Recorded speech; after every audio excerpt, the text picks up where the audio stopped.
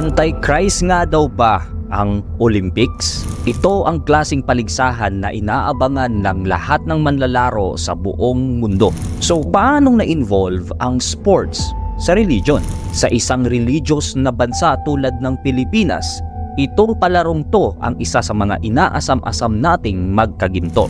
For many generations nga ay sa wakas may dalawa na tayong naging gold medalist. Ang una ay si Hidilyn Diaz ng weightlifting noong 2021 sa Tokyo 2020 Olympics.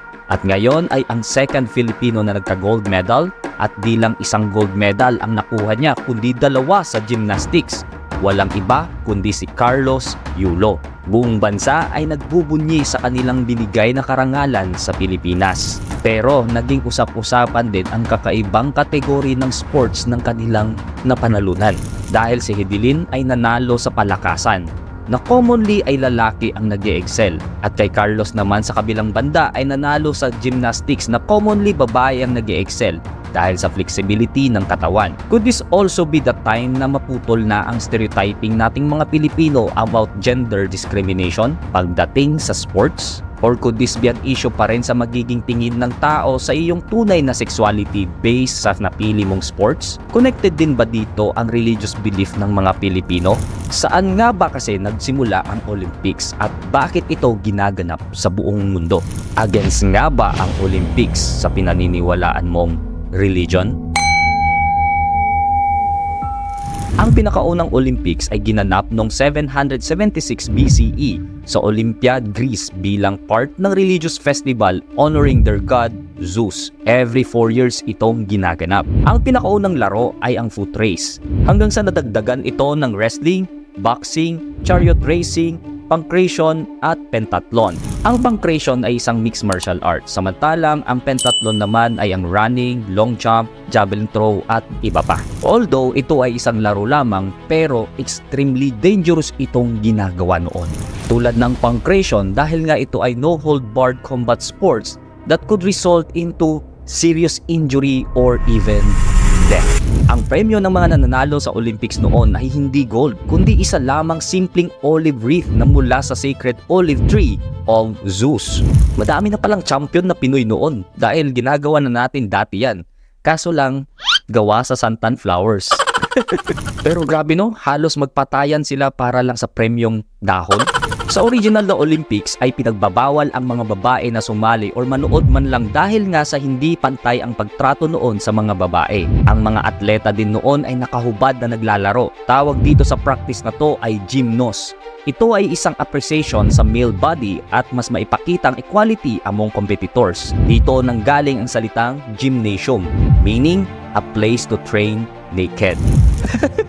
Lang ya, nai-imagine ko yung sports na wrestling, tas nakaganon kayo, no? At tapos kapag nag-gym ka, no, lahat kayo nakahubad. Pare, baka pwede namang pahawak ng dumbbells mo. Nagsimulang pinatigil na ang Olympics noong 393 CE under the Roman Empire rules sa pamumuno ni Emperor Theodosius I bilang campaign to promote Christianity at matigil na ang practices ng mga pagano. Pagans or pagano ang tawag sa mga tao noon na naniniwala sa false god or any non-Christians. Common din sa kanila na di naniniwala sa langit at impyerno. Since nga ang Olympics ay originally sineselebrate na festival para kay Zeus, ito ay against sa Kristyanismong sinusulong ni Emperor Theodosius I. Nahinto ito ng 1,503 years bago na ibalik dahil sa isang French educator na si Pierre de Coubertin.